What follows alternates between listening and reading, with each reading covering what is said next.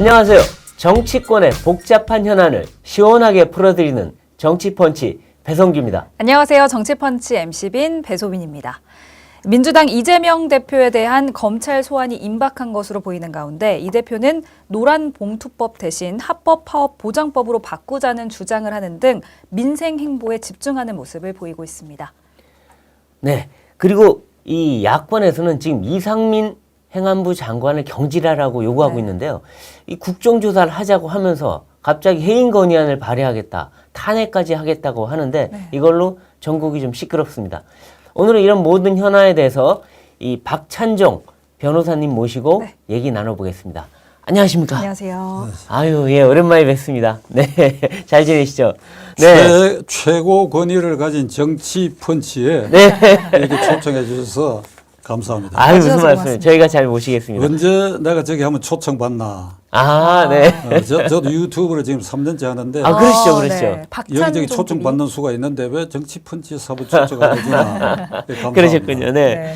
그래서 뭐 국민 누구나 다 아시는 정치 원로이시고 또 변호사 활동도 하시고 하지만 요즘은 특히나 박찬종 그 유튜브 TV로 이 독자분들을 3년째 만나고 있는데 그래서 지금 어떻게 활동하고 계십니까?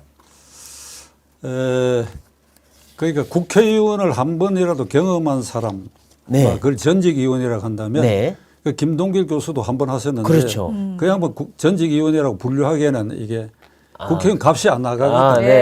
현직이 안 나가니까 전직도 안 나가요. 근데 뭐 그 양반을 굳이 전직이라고 계산을 한다면 80 넘은 전직의원 가운데 유튜브를 3년 이상 하는 사람은 저하고 김 교수님밖에 없어요. 아, 그러시군요. 근데 이제 김 교수님이 이제 돌아갔으니까. 아, 그렇죠. 이게 나 혼자 남았어요. 근데 이제 저는 방송을 하면서 제 입으로 뭐 구독에 눌러주십시오, 뭐 좋아요 이 말 절대 한 일이 없어요. 그건 뭐 제 자존심 때문에 그런 게 아니라 그게 좀 구차하게 보였어요. 그래서 조회수가 지금 29만 오늘 아침에 아마 한 5천 됐는데 29만 된 지가 여러 달 됐는데 30만 넘어가기가 그렇게 힘이 드네. 이게 그러시군요.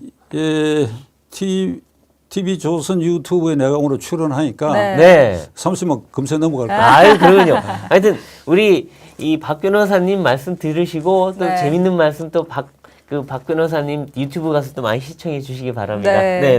현실 정치와 떨어져서 지금 이제 유튜브 활동도 하시고 여야 이제 정치 돌아가는 것도 보고 계신데 지금 여야 이 정치 상황에서 가장 문제가 되는 인물이 있다면 누구라고 보십니까? 지금 한국 정치가 이 지난 대통령 선거 전후로 해가지고 우선 국회가 황폐화됐다. 전혀 토론장도 아니다. 그렇죠. 전혀 여야가 합의라고 하는 것을 엿볼 수 없다. 그럼 과거에도 뭐 여야가 늘 싸워왔지 합의라는 게 잘 없었지만은 이건 그 정도를 넘어서서 완전히 황폐화됐다. 그리고 국론 분열도 아주 심화됐다. 편가름도 심화됐다. 그 원인이 뭐냐? 딱 한 사람 이재명. 그러니까 민주당이 완전히 이재명 대표의 사법 리스크를 방탄하기 위한 전위부대로 전락했다. 다시 말하면 이재명 대표가 168명 본인을 빼고 본인 포함한 169명, 168명을 완전히 뭐 방송에 이런 말 해도 될 거예요. TV조선에는 완전히 포로로 장악했어. 그렇죠. 그런데 그러면 실제로 그 안에 그 대표 사생활, 대표 개인의 부정 비리 때문에 문제되고 있는 것을 당이 방탄 요새화되고 거기에 방탄 졸병으로 국회의원을 써먹는 거 이 일은 이게 헌정사상 없는 일이에요. 그러니까 국회의원 한 명 한 명 다 헌법기관인데 헌법기관을 볼모로 잡고 있는 것 같은 그런 느낌을 줍니다. 지금. 예를 들면 79년 10월 김영삼 파동 때는 김영삼 총재가 총재로서 직무를 수행한 거. 예를 들면 구체적으로 외신과 기자회견을 했는데 그 기자회견 내용이 이 박정희 정권에 대한 반민주적 행태를 중단하기 위해서는 미국이 지지를 철회하라 하는 기자회견을 한 것이 국가 모독죄에 걸린다. 그래가지고 이원직을 의원직을 이제 제명하는 네. 파동이 일어나고 그렇죠. 그때 40여 명의 그 시민당 의원들 전원이 의원직 사퇴서를 냈습니다. 네. 그거는 총재를 방탄해야지요. 네. 또 총재를. 그러니까 그거는 총재의 직무상 일 때문에 그것은 곧 당의 일이었기 때문에. 그렇죠. 예. 그건 근데 민주화 지금 이재명 요구였으니까 씨는 그거는. 네. 이게 대표되기 이전에 성남시장 또 경기도지사 때까지의 그 개인의 부정 비리가 그 이후에 문제가 되는데 네. 이거를 민주당 국회의원들이 포로처럼 이거 맞습니다. 옹호하게 됐다. 네. 그러니까 모든 걸 거기에 맞추거든. 사법 리스크를. 네. 예산안도 거기에 맞추고 네. 그리고 헬로윈 이태원 사고도 예. 거기에 그렇죠. 맞춰가지고 네. 지금은 국정조사권을 발동할 때가 아니지요. 네. 이제 경찰이 아주 상당히 면밀히 조사를 하고 있으니까 그 네. 결과를 보고 해야 되는데 네. 그것도 국정조사를 발동하는데 이재명 대표가 이 각 지역별로 국민 서명을 받아라. 그렇죠. 네. 광화문이가 어디고. 네. 근데 그건 한 며칠 하다가 호응이 없으니까 호응이 없죠. 쑥 누가 들어가 그러겠어요. 버렸거든요. 그러나 이게 국정조사권 발동한다 하는 의결이 되어 버렸잖아요. 네. 그러니까 이것도 이제 말하자면 여론을 자기 편으로 이렇게 끌어들이기 위해서 윤석열 정권에 대해서 이게 잘못이 있다 하는 것 어떻게든지 후벼내 가지고 그렇죠. 국민들을 윤석열 정권에 대한 지지를 철회하도록 만들고 검찰을 약화시키도록 만드는데 모든 정력을 거기 쏟아붓고 있다. 그렇죠. 네. 그러니까 어제 오늘 이제 그 뉴스를 보니까 오늘 아침에도 이상민 행정안전부 장관에 대한 불신임 결의 또는 탄핵 결의까지 네, 생각하는 이런 하겠다고 바다인데 예. 저는 이 TV조선 이 시청자들에게 이런 말씀을 네. 드리고 싶어요. 이게 이태원 사고라고 하는 것은 그 네. 젊은 아이들이 그렇게 많이 목숨을 잃었다. 안타까운 일입니다. 네. 그런데 이거를 지금 민주당과 특히 이재명 이 강경파들은 세월호 사건을 그대로 이렇게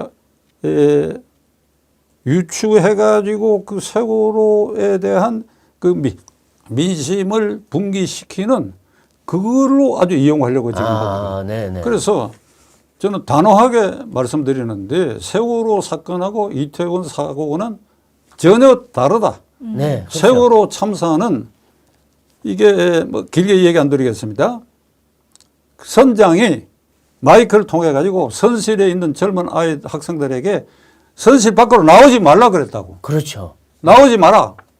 그래가지고 300명 가까운 학생들이 그냥 그대로 가라앉아가지고 목숨을 그렇죠. 잃었는데, 그런데 예. 그 참에도 해경이 그걸 이 배 밖으로 뛰어내린 사람 200 몇십 명을 구출했어요. 이거 사람들 그렇죠. 잘 기억을 못 하고 있는데 네. 해경이 손을 놓은 줄 알았는데 아닙니다. 네. 해경이 현장에 가가지고 아주 위물 무릅쓰고 뛰어내린 거 그 안에 선장이 그런 지시를 한지 아는지 해경이 알 리가 없지요. 그렇죠. 그래서 그렇죠. 그건 그 사건 그때 내가 얼마나 흥분했는가 하니까 이건 살인죄예요. 네. 살인죄야. 네. 나오지 마라. 네. 안 나오는데 무슨 대책도 안 세워지고 말이야. 그렇죠. 문을 부수고 나올 수 있도록 해줘야 되는데 그 기회도 안 주고. 그러니까 이걸 그때 선장을 업무상 과실치사로 네. 살인죄에서 한 등급 낮췄어. 네. 거기에 비한다면 이태원 참사, 이태원 사고라고 하는 것은 세월호하고 전혀 네. 다른 그렇죠. 차원의 일인데, 예. 그러니까 이재명이 이렇게 얘기합니다. 이태원 사고로 죽은 이 사망자들을 네. 위한 진정한 애도는 네. 진정한 애도는 명단을 공개하고 아, 그래서 명정을 이름을 박아가 만들고 그렇게 해야 진정한 애도다. 그러니까 세월호처럼 만들려고 한 거예요. 대표는 지금. 네. 그런 정도만 말했는데 그 밑에 강경파와 이게 동조하는 이 제야 세력은 이렇게 얘기합니다. 한 걸음 더 나아가 진정한 애도는 윤석열 퇴진이다 이거. 네. 진정한 애도가 윤석열 퇴진이다. 그래서 세월호 사건 때 있었던 거하고 비슷한 일이지. 그렇죠. 그 세월호는 어떻든지 살인 또는 업무상 과실치사에 준하는 이런 이쪽에 잘못이 있는데 네. 이걸 진정한 애도는 이게 대통령의 퇴진이다. 네. 근데 이재명 대표의 입에서 그 죽은 주로 젊은 아이들을 생각해갖고 가슴이 아프다. 그러니까 진정한 애도를 해야 되겠다. 그러니 이름도 새기고 뭐 이렇게 그 말할 자격이 있습니까? 네, 그렇죠. 여기 이재명 씨 있으면 그 다 내 법조계 후배들이고 말이야. 그 나이로도 내 큰 자식하고 동갑이. 네. 아, 네. 내가 묻고 싶어. 네. 당신 진짜 그 아이들 위해서 진정한 애도 마음을 가졌느냐? 그렇죠. 당신은 말이야. 당신과 관계되는 사건에 4명이 죽었어. 그렇죠. 유한기, 김문기, 네. 그리고 또 한 사람, 그리고 그 법카와 관련돼 가지고 그 그렇죠. 밑에 그 일을 네. 보던 그 사람 이렇게 네. 4명이 죽은데 예. 당신 뭐라고 얘기했어? 나 모르는 사람이다 그랬잖아, 그랬죠. 아, 몰라도 그 당신과 관계되는 일이면 진정한 애도를 해야 될 거 아니야. 애도한 적 그것도 없어요. 하고 당신 입으로 이 아이들 저렇게 목숨 이런 거 얘기해야 될 거 아니야. 그러니까 자간 이게 정신이 없고 이성을 잃은 사람들이야. 그렇죠. 네. 이래가지고 국회를 황폐화시키고 어떻게든지 자기의 사법 리스크를 면하기 위해서 이 일이 지금 계속될 거예요. 그렇죠. 그렇죠. 그러니까 국정조사 하자고 하더니 갑자기 지금은 뭐 장관 퇴진, 그다음에 탄핵까지 얘기하는데 아니, 국정조사 하고 나서 해야지. 어떻게 하기도 전에 그 사퇴시키고 탄핵하면은 국정조사 뭐하러 하나요, 이게. 그런 얘기가 나올 수밖에 없는 것 같아요. 네. 네. 그리고 이제 뭐 민주당 얘기로 이제 이재명 대표 얘기가 본격적으로 나왔으니까 네. 사법 리스크가 커지고 있는데 지금 뭐 분신이라고 했던 정진상, 김용 다 구속되고 지금 그분들의 또 뭐 돈 받은 거 혐의까지 다 나오고 있는데 근데 이재명 대표는 여기에 대해서도 사과는커녕 다 아니다. 뭐 소설이다. 이렇게만 하고 있어요. 이게 소설이 이렇게 정교하게 쓰여질 수가 있나요? 나 법조인의 한 사람으로서 네. 그 사람도 변호사야. 네. 변호사인데 뻔뻔하게 짝이 없는 일이야. 네. 뻔뻔하게 짝이 없는데 저는 이 이재명 리스크의 그 중심이 되는 사건은 대장동 게이트입니다. 네. 그 후에 유사한 백현동 게이트, 그 다음에 뭐 변호사비 대납에 관한 이 쌍방울과의 관련 대북 송금 그 연결이 돼 있고 성남 FC 후원금 얻는데 이게 이 사후 뇌물죄 이런 게 그렇죠. 또 그다음에 부인의 법카 사건 아들 문제 한 7, 8개 돼요. 네. 김광일 그 쇼에서 김광일 논설위원이 네. 그거 얼마 전에 아주 쪼목쪼목 쪼목쪼목, 얘기하는데 네. 내가 아이고 변호사인 나보다도 철저히 연구를 했구나. 그러니까 하여간 뭐 7, 8가지가 되는데 네. 핵심은 대장동 게이트. 그렇죠. 대장동 게이트인데 이걸 검찰이 그 수사의 방향이 이게 잘못됐다. 지금 윤석열 검찰이 지금 하고 있는 이것이 잘못된 게 아니라 첫 수사를 개시한 문재인 검찰이 이 수사를 왜곡되게 시작을 했다. 아, 네. 그 그렇죠. 작년 10월에 이게 수사에 착수했는데 네. 수사에 착수한 것은 검찰이 그 당시 떠밀려가 착수했거든요. 그렇죠. 그러니까 8월부터 민주당의 그 경선 과정에서 터져 나와 가지고 네. 설훈 의원이 네. 뭐라고 얘기했는가 하니까 그 무렵에 네. 이재명은 후보가 되거나 뭐 되고 대통령이 되더라도 지금 감옥에 갈 수밖에 없다. 아하. 그리고 그건 토론에서 정세균, 네. 이낙연도 공개적으로 대장동 게이트를 그렇죠. 추궁을 하고 이러니까 이게 이제 시민단체가 검찰에 고발하니까 이 고발된 사건은 수사 안 할 수가 없죠. 그렇죠. 형사소송법에. 그래서 고발에 착수했는데 검찰은 낚싯대를 들이온 거예요.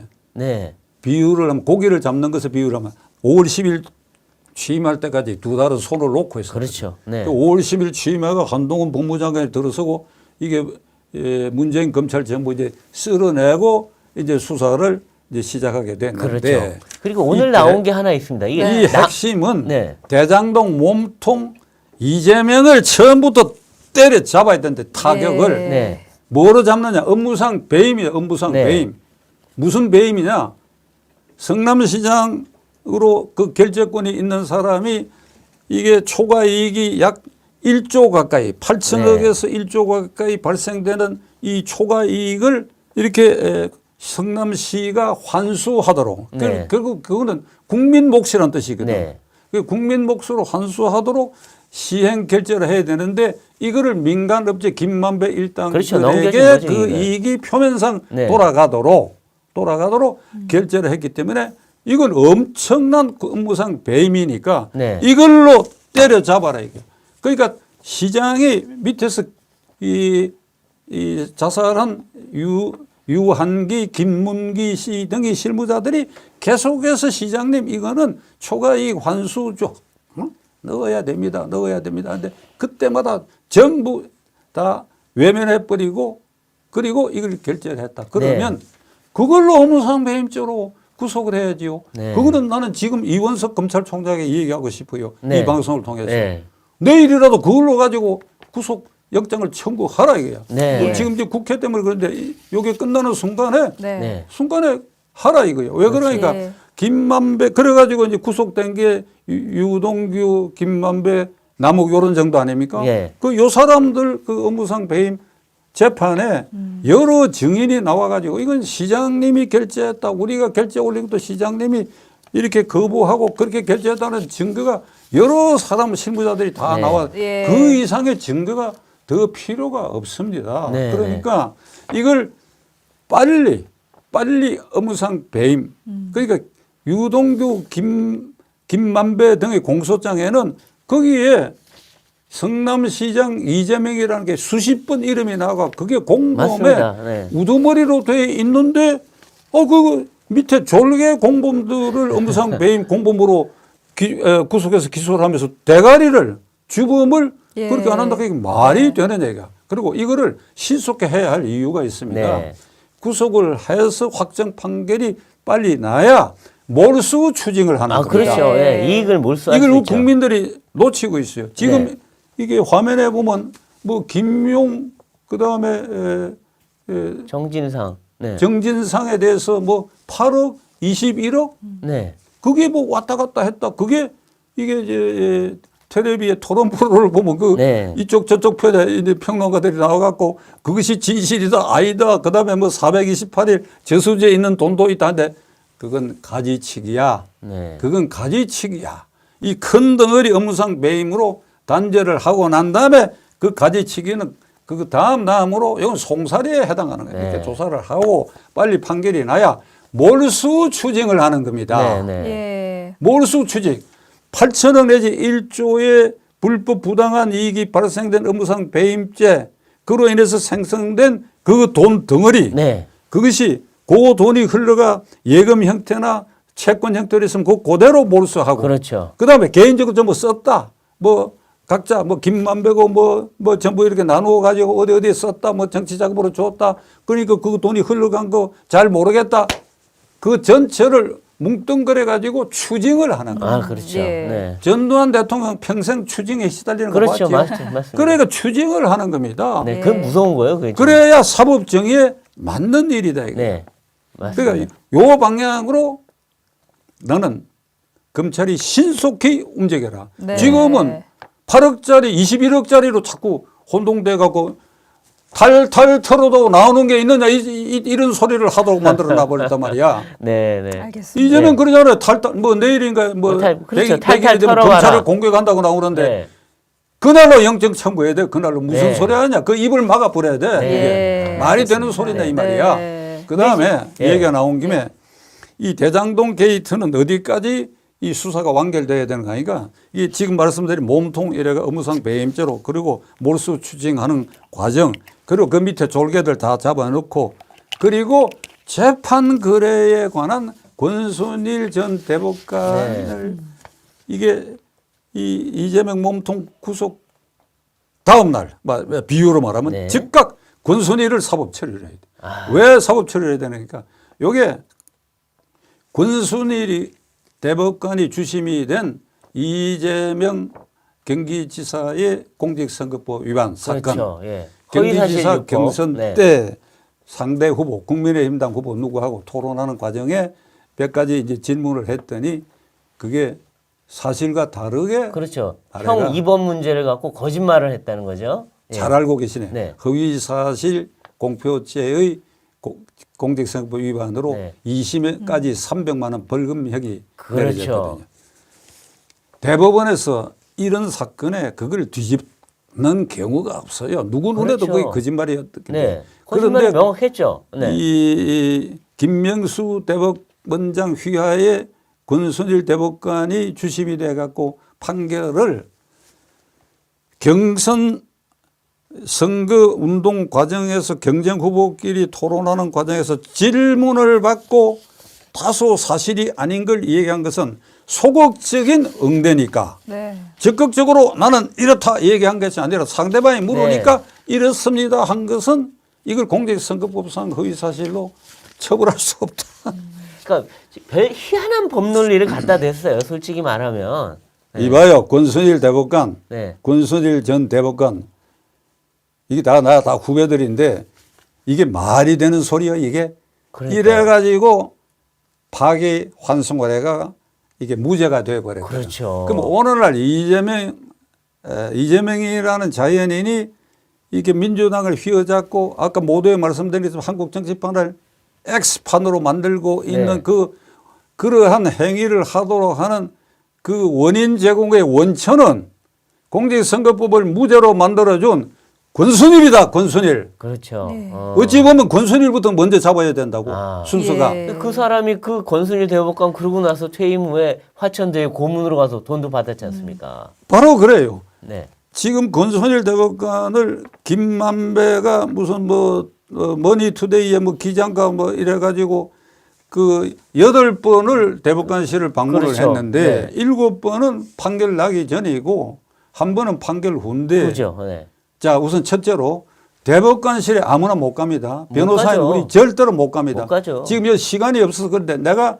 아주 야멸차게 면회 거절당한 내 피부치 사건의 어떤 진정을 하고 하는데 거절당한 얘기를 하고 싶은데 그건 생략하고 네. 그게 뭘까요? 그런데 이 친구는 8번이나 만났는데 그러니까요. 아니 한번 생각해 보세요. 네. 대법관실에 8번 무시로 드나들 수 있으면 딴 데서는 안 만납니까?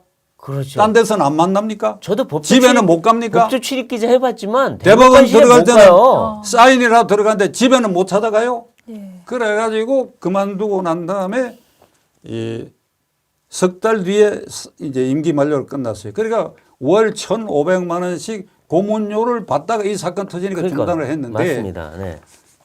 권순일도 50억 클럽의 멤버입니다. 네. 네.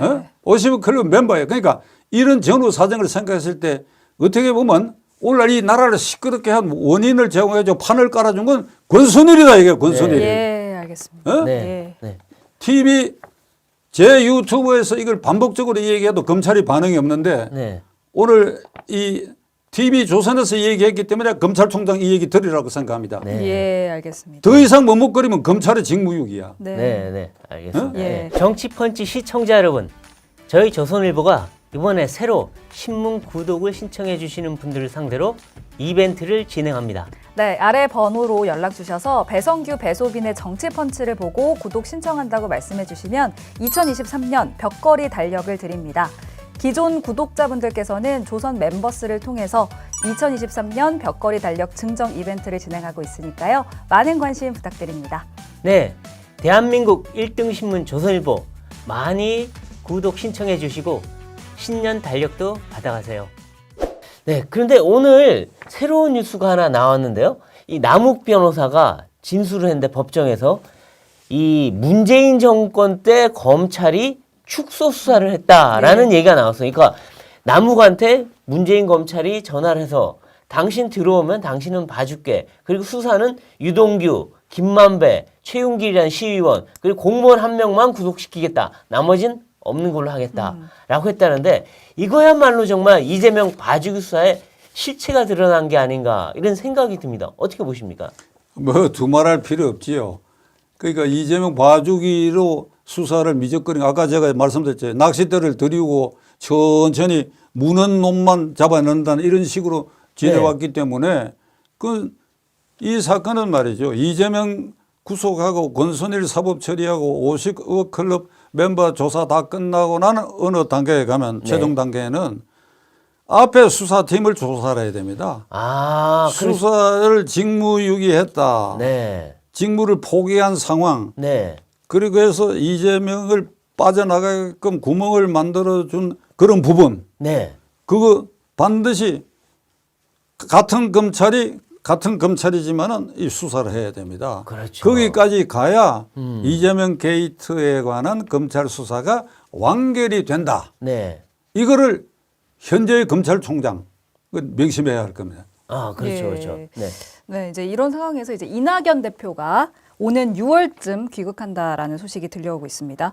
이렇게 이재명 대표의 사법 리스크가 커진 상황에서 이제 이낙연 전 대표가 귀국을 하게 된다면 어떤 민주당 내 세력 개편에 좀 움직임이 생길 수 있을까요? 그러니까 민주당 내에 이제 이낙연계 또는 네. 그 정세균계에서 좀 꿈틀거리고 있고 그다음에 네. 뭐 서른 의원 등이 미국 가서 귀국을 종용하고 있다는 설이 있고 그렇죠.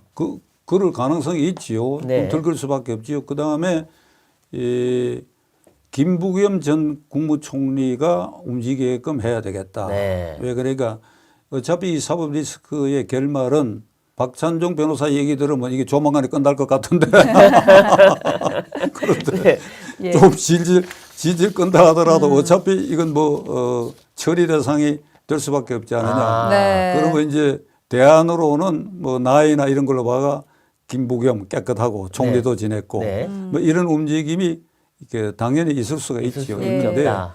저는 168명 이재명 네. 빼고 168명 국회의원들이 그 소수 강경파의 다수의 이 의원들이 왜 그게 포로가 되느냐. 아, 네. 나는 이걸 얘기하고 싶어요. 아, 그렇군요. 예. 그래서 나는 여러분들에게 168명에게 강경파는 아무리 얘기해도 끝까지 그 이재명 따라갈 겁니다. 네. 따라갈 사람 최종적으로 한 두세 명밖에 없을 거라고 난 추정하는데. 두세 명밖에 없다. 그렇지. 그러니까 뭐 지금 원내대표나 이런 감투 쓰는 사람들은 나중에 안 따라가려고 하는 거야. 그러니까 아주 정말 소수는 끝까지 소수의 갈지 친명밖에 남지 않고 나머지는 다 외면하게 될 거다. 그런데 네. 지금 나라가 어지럽게 된 원인이 이재명으로 인한 것이니까 168명 의원들이 헌법 46조를 한번 들여다봐라. 어떤 내용을? 46조. 국가 이익을 우선하여 양심에 따라 직무를 행한다. 네. 이거 한번 읽어봐라. 네. 그런데 국회의원들 그 조항에 있는 거 몰라요. 모릅니다. 예. 그러니까 이 얘기가 좀 엮일로 가는데 그래 저는 한때 말 10년 전에 대통령과 국회의원 입후보자는 중앙선거관리위원회가 주관하고 한국헌법학회가 시행하는 헌법 강의 10시간 이수증을 첨부하고 등록하는 제도를 만들어야 된다. 예. 대통령 되는 사람도 법률가가 아닌 대통령은 이게 헌법 모른다고. 네. 국가원수며 국가원수가 헌법상 지위가 어떻고 탄핵이 어떻고 더군다나 국회의원은 그런 조항이 있는 거 까맣게 몰라. 그냥 뺏지마 달고 이러는 게 국회의원인 줄 알고 말이야. 네. 그러니까 이걸 명심한다 그러면 기미금이 같은 그런 게 나타날 그렇죠. 수가 없지요. 네. 그러니까 이 조항을 명심해서 이 168명 가운데 내가 아는 사람이 많은데 속으로 부글부글해요. 네. 이게 내가 보니 비등점을 향하고 있어. 네. 비등점을 향하고 있는데 그다음에 원로그룹에 대해서 내가 얘기를 하고 있어요. 네. 원로그룹. 네. 그러니까 뭐 과거에 80년대 저하고 같이 야당을 했는데 이게 분화가 되는 바람에 이제 길이 달라져서 그랬지. 네. 과거 동지들인 원로그룹 생각난 대로 이름을 얘기하지요. 이 방송을 통해 가지고 네. 이 방송 듣고 마음을 좀 고쳐 먹으라고. 정대철, 네. 권노갑, 네. 예? 문희상, 네. 뭐 정세균, 그다음에 이낙연도 포함되고 정동영 네. 예. 이런 누구 이런 사람들 원로그룹 있잖아요. 네. 왜 침묵합니까? 왜 침묵하느냐고. 그 침묵하는데 오해가 따르고 있다고 지금 시중에. 이 원로들도 이재명한테 발목 잡힌 거 아닌 얘기야. 뭐라고 발목 잡혀? 다음 차기 공천 발목 잡혀? 아니다 이거야. 그분들은 아니죠. 아니고 무슨 대접을 잘해주고 뭐 그래서 발목 잡혔는지 한 말이지. 그러니까 지금이야말로 원로들이 나서서 매를 들어야 돼. 네. 이게 헌정사상 이런 야당 대표가 있은 적이 없습니다. 이런 야당 대표, 네. 정과 사범의 온몸의 부정부패 덩어리에 인성 그 형수와의 녹화 그 녹음 파일. 네. 정세균 씨가 작년에 경선 과정에 이런 얘기 공개적으로 합니다. 했죠. 그걸 한 번만이라도 들어본 사람은 표를 안 찍을 것이다 했는데 웬걸 168명을 포로로까지 하게 된 이 마당의 원로들이 침묵을 하는 것은 이재명이가 더욱 바로하게 하는 이게 터전을 마련해주고 그 우군 역할을 하고 있다 하는 걸 정대철 고문 등은 깨달아야 돼. 그렇죠. 네. 그리고 국회의원들이 지금 보면 그 이재명 대표의 문제점을 느껴가면서도 왜 침묵하느냐. 공천권에 있으니까 네. 저쪽에 자기 공천 떨어질까봐. 그리고 또 원로그룹들 아마 혹시 이재명이 살아나면 또 나중에 권력 잡으면 보복당할까봐. 네. 이런 걱정이 좀 있는 것 같아요. 제가 보니까. 그 때문에 다들 침묵하고 있는데 근데 지금 서른 의원이 오늘 얘기했습니다. 대표직 물러나서 네. 법정에서 싸운 뒤에 돌아와라. 왜 당을 볼모 잡느냐라고 아예 그냥 대놓고 얘기를 한마디 했어요. 그러니까 이게 어떤 기폭제가 돼서 혹시나 당내 반명 움직임이 뭔가 가시화될까? 어떻게 보십니까?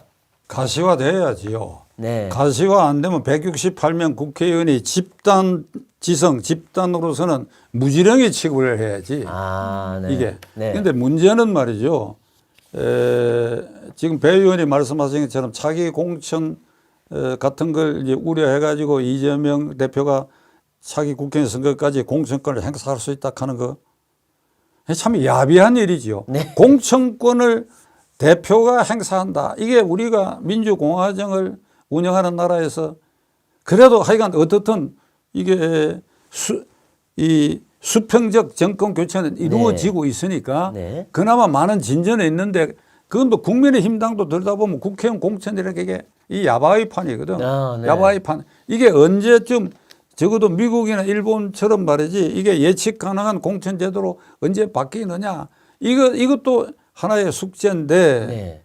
근데 이재명 대표가 이 다음 공천권까지 행사하도록 간다고 판단한다면 그런 지각과 그런 인식을 가진 민주당 의원이라면 그건 국회의원 자격 없어요. 아, 자격 없다. 네. 국회의원 자격 없다. 이거. 예, 네. 알겠습니다. 그리고 이제 윤석열 대통령 집권한 지 6개월이 됐는데 지지율 아직까지 30%대에 머물고 있습니다. 이제 변호사님이 보시기에 윤석열 정부 그리고 국민의힘은 좀 어떤 방향으로 좀 흘러가야 된다고 생각하십니까? 이게 지난 대통령 선거 과정에서 이제 저는 제야 세력, 지금 아무런 당적도 없으니까 네. 입장에서 후보 등록을 하기 직전까지는 이 광화문 광장에 광화문 광장에 저 토요일마다 나왔죠. 나와가지고 네. 뭐라고 외쳐야 되는가 하니까 후보 등록 직전에는 이번 대통령 선거는 체제 전쟁이다. 체제 전쟁. 네. 무슨 체제냐? 종북, 추사파, 친 김정은 세력. 저는 방송할 때마다 딱 네. 용어를 세 마디로 정리를 해서 그럼 그 안에 다 들어가. 네. 무슨 좌파다 뭐 이런 게 아니고 종북, 주사파. 북한을 네. 그다음에 주사파, 네.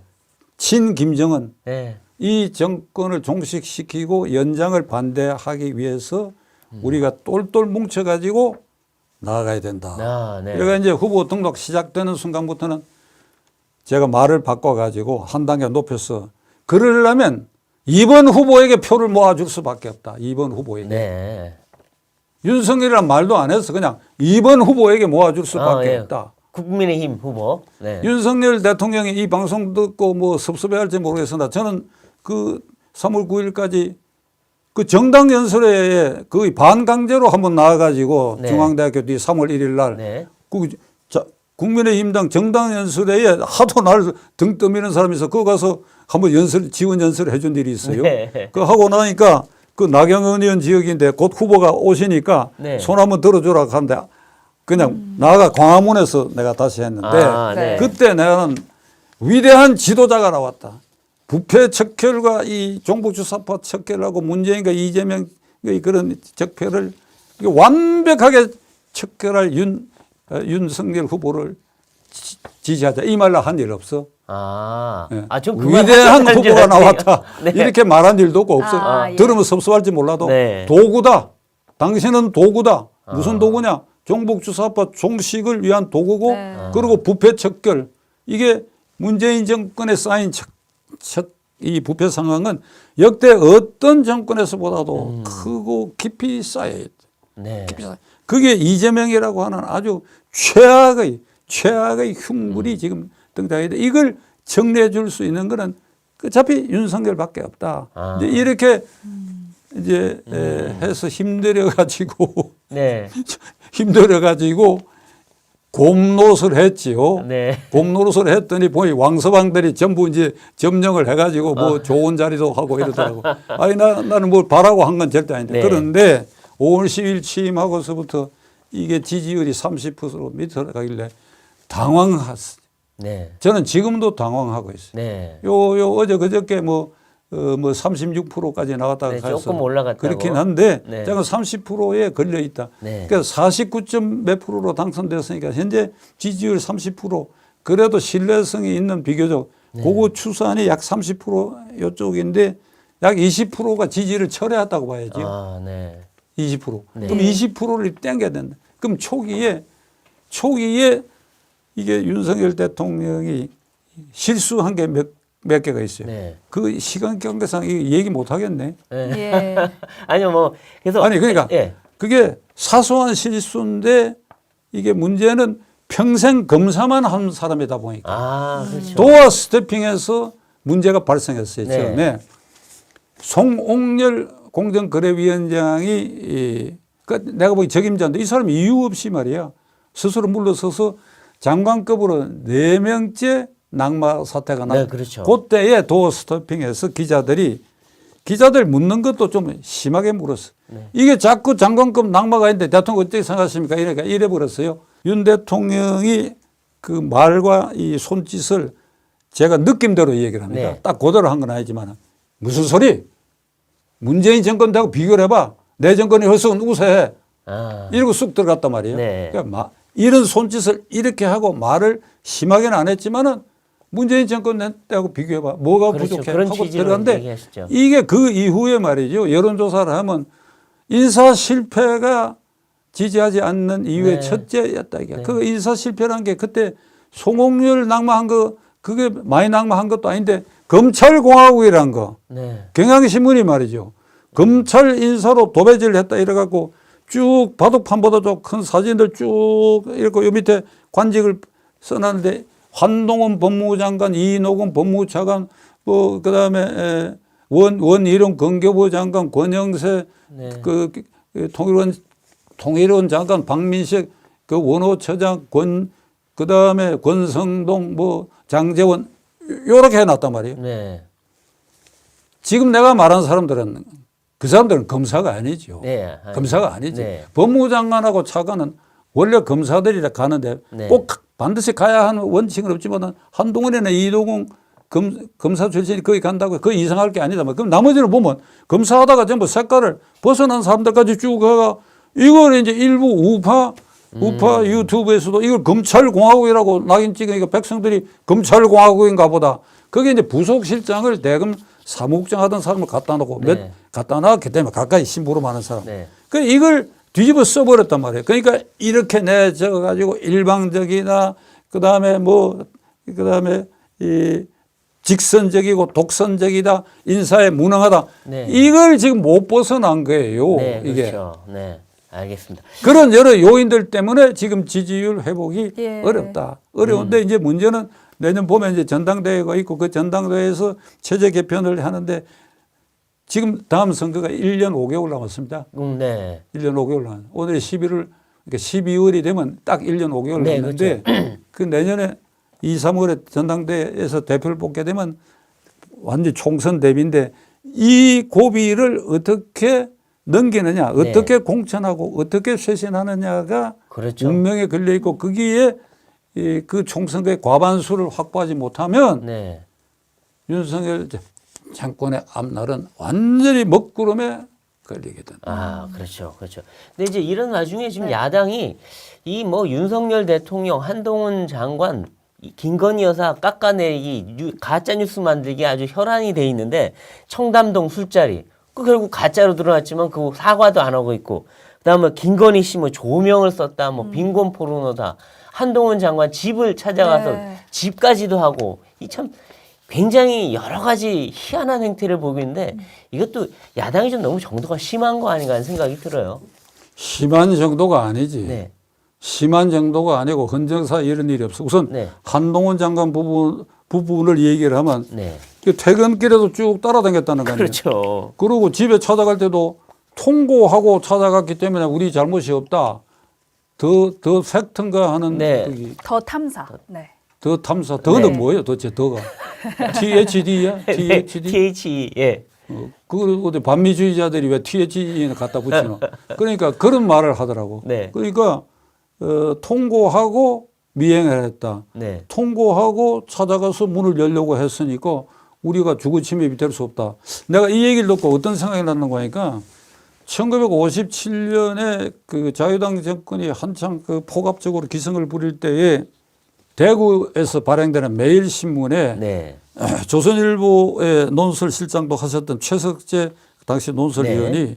학생을 정치 도구로 삼지 말라 하는 사설을 썼어요. 네. 그 무렵에 임병직 유엔 대사가 대구를 방문했을 때 그 연도의 학생들을 동원해 태극기를 흔들게 한 일이 있기 때문에 네. 그 사설을 썼는데 자유당 깡패들이 백주에 매일신문에 들어가서 윤정기의 모래를 뿌려가지고 신문 발행을 중단한 사태가 있었습니다. 네. 그러니까 57년 일이니까 네. 그 배 의원이 그때 나이가 몇 살이냐? 안 태어났었습니다. 죄송합니다. 태어나 그때 네. 그 이제 사건이 일어나고 이제 경찰이 그 일당을 체포하라고 하니까 미적미적하고 안 붙들는 상태가 계속되니까 여기 조선일보, 동아일보로 그때 경향신문을 비롯하고 네. 막 그 자유당 정권을 비판하고 이럴 때에 대구 경찰국의 정보과장, 네. 사찰과장인데 정보과장, 사찰과장이었어요. 그때는 정보과란 말은 하여간 사찰과장, 네. 정보과장인 그 총경이 기자들에게 백주의 테러는 테러가 아니다. 백주의 테러는 테러가 아니다. 햇빛이 쨍쨍한데 신문사에 들어가서 윤정기를 못 돌리겠다. 테러가 아니다. 알리고 미행했다. 알리고 집에 가서 문을 열라고 했으니까 나는 죄가 없다. 비슷한 거 아니야? 이 패러디를 해보면. 네. 그러니까 흉측한 녀석들이지 이거. 네. 그다음에 청담동 사건 그거는 결론을 얘기하면 김의겸 의원직 사퇴를 해야지.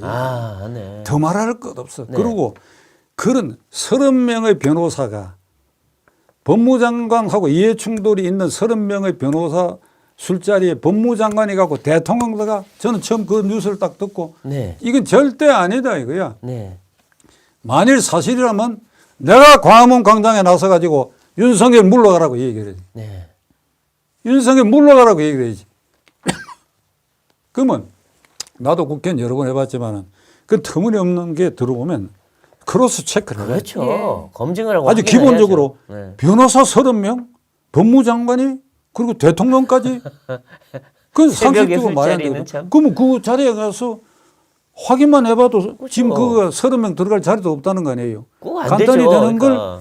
더 탐사하고 협업을 했다고 협업. 네. 그리고 국회에서 그 저기 첼리스트 최안가 하는 여자하고 아니, 내가 그런 이름까지 기억을 해야 되나 최아라 하는 거 하도 방송에서 이름을 대니까 네. 최아라는 이름은 지명도 올라서 뭐 국회의원 나와도 될 것 같아. 최안가하고 A라는 남자하고 사이에 주고받은 거. 네. 요새는 녹취록이 있다 그러면 그 믿으려고 하거든. 녹취록. 네.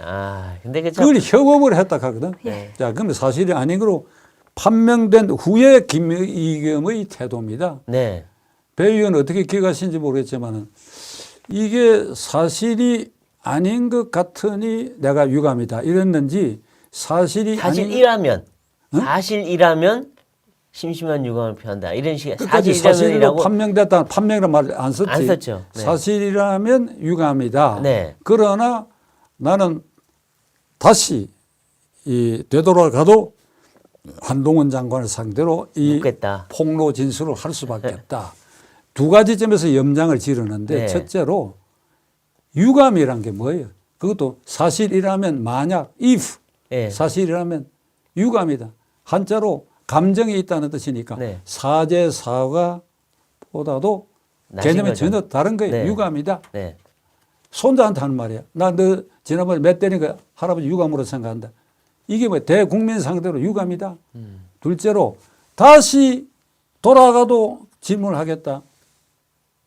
의원직 박탈해야 돼요. 이게 민주당에 양심이 있다 그러면 네. 나 비례대표 자체를 나는 위헌인 제도라고 일관되게 얘기하는 사람입니다. 이게 비례대표가 문제야. 네. 그거 또 뭐 있지 그 그 정신대 할머니 앵벌이 해갖고 국회의원 된 거 있지. 윤미향이라고. 윤미향이라고 그거.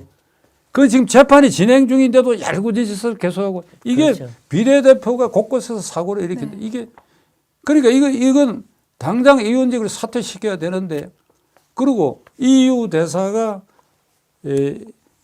이재명 대표하고 환담하는 자리에 그 환담 내용을 왜곡해서 발표를 해가지고 그렇죠. 또 EU 대사가 대한민국 외교부 장관에게 항의를 해가. 그렇죠. 그거는 사과를 합디다 어찌된 셈인지. 그 외국이라서 이게 쉽게 외교 생각하는 참사야 네. 이 수준으로. 네, 그렇군요. 네. 네, 최근에 이런 여러 가지 행태들을 보면 참 정치가 실종됐다 이렇게 느끼시는 분들이 많은데 최근에 이런 정치 실종 행태 어떻게 좀 바꿀 수 있을까요? 정치가 실종됐다. 저는 파괴됐다고 봅니다. 아, 네. 정치가 현재는 파괴된 상태. 파괴된 상태다. 실종을 도로 찾으면 제자리에 갈 수 있지만은 지금 그 제자리에 갖다 놓을 가능성이 전혀 없다 이거야. 네. 실종은 찾을 가능성도 있지. 네. 근데 이 완전히 파괴됐다. 아하. 그러니까 이게 토론의 장, 협치 완전히 불가능한 상태가 되어버렸고. 아, 그렇죠. 아니 도대체 168석 원내 과반수 절반 이상을 차지한 정당의 국회의원들이 대표 개인의 비리 때문에 이 국회를 방탄용으로 전락시키고 이거 기본적으로 파괴 행위죠 이게. 그렇죠. 이 국회 문 닫아야 돼요. 네. 문 닫아야 돼. 대화도 없고 협치도 없고 오로지 자기들 마음대로 법안도 예산도 모조리 다 통과시키고 이러고 있으니 뭐 정치가 될 턱이 없죠 지금. 그러니까 나라 국정 운영도 지금 앞으로도 계속 걱정스러운 상황입니다. 네. 지금 국민의힘은 그동안 이준석 사태 때문에 뭐 네. 거의 뭐 마비 상태로 있다가 최근에야 겨우 이제 다시 정치가 회복돼 가는 상황인데 국민의힘은 지금 앞으로 어떻게 해야 된다고 보십니까? 국민의힘 당이 내년 3월에 전당대회를 열기로 되어 있지요. 네, 지금 그런 얘기가 나오고 있습니다. 지금 현재 국민의힘당 107명 국회의원을 그 집단으로 보면 네, 이게 이재명 부대는 오늘 아침 현재까지는 일단 이게 이재명 방탄을 하기 위한 전사들, 네, 나이트, 네. 전사들이라고 하는 것으로 이게 뭉쳐져 있는 느낌을 갖게 하는데 네. 여기에 이 불법 부당한 이 집단들의 집단 행동에 대해서 그것을 방어하고 윤석열 정권을 지켜줘야 할 국회의 전의가 결국은 107명의 국민당 의원들인데 네. 국민의힘 의원들 이 집단을 보면 전사가 없어. 아, 전사가 없어. 여기에 항쟁하고 전사가 없어. 그건 통계적으로 증명되는 게 각종 유력 유튜브를 비롯해서 TV조선 등에 출연해가지고 자기 소신을 밝히는 그 빈도수가 네. 민주당이 네. 의석수 비율로 따지더라도 3, 4배가 많다는 겁니다. 아, 그러니까 국민의힘당은 그러니까 그게 안 나선다 이거야. 아, 그렇군요. 조금 그래 반짝반짝하는 건 박정하 수석 대변인 정도가 뭐 네. KBS 토론이나 TV조선 같은 데 나가 네. 이게 대응을 하고 그 외에 제야의 우파 인사들이 대응을 해주지 국회의원으로서 국민의힘당은 아, 무기력증에 빠졌고 아, 스피커도 없고 싸우는 사람도 답답하고. 없고. 네. 그리고 강성 그리고 강성 이미지 이런 것 전혀 없고 답답하고 감동도 못 주고 있다. 아, 이게 이 국민의힘당이 지금까지는 뭐 민주당을 내가 박살내는 얘기를 했는데 네. 결국 대안으로서는 국민의힘당을 바라다 봐야 되겠는데 네. 이 국민의힘당의 무기력증에 빠지고 답답한 거 이게 내년 3월 전당대회에서 누구를 대표로 뽑아가지고 그러고는 곧 1년 뒤 국회의원 선거니까 이제 그렇죠. 공천에 들어가고 이런 과정을 통해서 국민에게 쇄신된 이미지를 보이고 할 수 있겠느냐. 네. 그러니까 지금 국민의힘당 대표로 나서겠다고 지금 직접으로 말을 하거나 한 사람들이 김기현 전 원내대표, 나경원 전 원내대표, 안철수 의원, 조경태 의원, 윤상현 의원, 뭐 조혜진 의원 이런 정도거든. 그게. 네. 내가 지금 이름이 그냥 생각나는 대로 얘기하는 겁니다. 그런데 그대들이 들으면 섭섭할지 몰라도 그대들이 전사적 기질을 가지고 그 공천 시스템도 능력 있고 전문성을 어느 정도 가지면서 20, 30대가 주목할 수 있는 젊은 후보 그리고 노장층도 섞어서 이 공천 과정과 그 결과물을 내오는 공천 후보자들이 전사적 기질을 가진 물건을 내놓을 수 있는 자신이 있느냐. 네. 내일 묻고 싶어. 예. 자신이 있느냐. 예. 거기에 실패하면 1년 반 뒤 국회에 과반수 확보를 못하면 앞에 말한 것처럼 윤석열 정권은 캄캄하다. 그렇죠.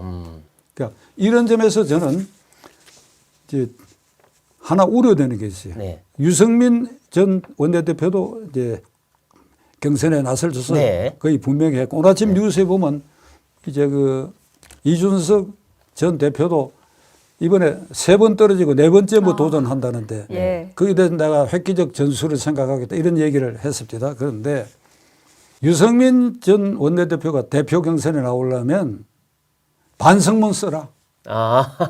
반성문 써라. 반성문 써라. 네. 반성문을 막 피를 토하지는 않더라도 막 눈물이라도 쏟는 반성문을 쓰고 나와라. 제가 이렇게 말씀드린 거는 유승민 그대는 석고대죄해야 돼. 근데 내가 한 단계 형량을 감등해가지고 석고대죄해서 과문광작에 석고대죄해야 되는데 죄가로 보면 네. 반성문 써라. 왜냐? 3월 9일 대통령 선거를 나는 제야 세력의 일원으로서 아까 말씀드렸지만 전쟁 개념으로 보거든. 네. 자유민주 체제를 지키느냐 아니면 이걸 파괴하는 세력이냐 전쟁이 되게. 근데 경선 과정에 유승민 후보가 뭐 티격태격하고 한 것은 그렇다 치더라도 본선에 나서서 선거 끝날 때까지 찬스를 볼 때마다 어깃장을 넣었어. 윤석열 후보에 대해서. 유세를 거의 안 도왔죠. 네. 어깃장을 넣고. 그리고 하나 분명한 거는 단 한 번도 이재명 후보와 문재인 대통령 3월 9일까지는 5월 10일까지는 문재인 대통령이니까 문재인 대통령을 비판한 일이 없고 그거는 윤석열 정권 출범하고 6개월이 지났는데도 여전히 이재명 대표에 대해서 한마디도 한 일이 없어. 그럼 이거 완전히 적군 편이에요. 적군 편 아니에요? 네. 그러니까 어떤 유력 언론인은 이런 얘기까지 공개적으로 했어요. 아, 유승민은 민주당으로 갈 사람이라고까지 얘기하고 있다 이 말이야. 네. 이걸 유승민 그대 듣느냐 이 말이야. 네. 그럼 이 진짜 너는 국민의힘 당에서 자유민주 질서를 지키겠다는 그 사명감에 투철하냐 안 하냐? 그걸 스스로 판단해봐라 이거야. 네, 그러고 반성문 써라 이거. 그리고 그렇군요. 네. 그래서 나는 유승민을 전쟁 범죄자라고 얘기합니다. 전범 1호는 이준석이고 2호는 유승민이야. 네. 여기서 이준석은 전범 1호야. 그런데 지금도 뭘 나부되려고 하는 것 같은데 그러니까 이준석도 반성문 써라. 네. 반성문 써라. 네. 알겠습니다. 네. 오늘은 이 박찬종 변호사님과 얘기를 나눠봤는데요. 이 정치권 롤러로서 민주당, 이재명 그리고 네. 국민의힘에 대해서 따끔한 충고를 했는데 정치권에서 잘 새겨드려야 할 것 같습니다. 네, 정치펀치 저희가 오늘 준비한 소식은 여기까지고요. 조선일보 구독하시면 또 더 심도 있는 내용들 접하실 수가 있으니까요. 정치펀치 보고 조선일보 구독했다라고 1577-8585번으로 전화 주시면 감사하겠습니다. 저희는 다음 이 시간에 더 화끈한 펀치로 돌아오겠습니다. 고맙습니다. 고맙습니다.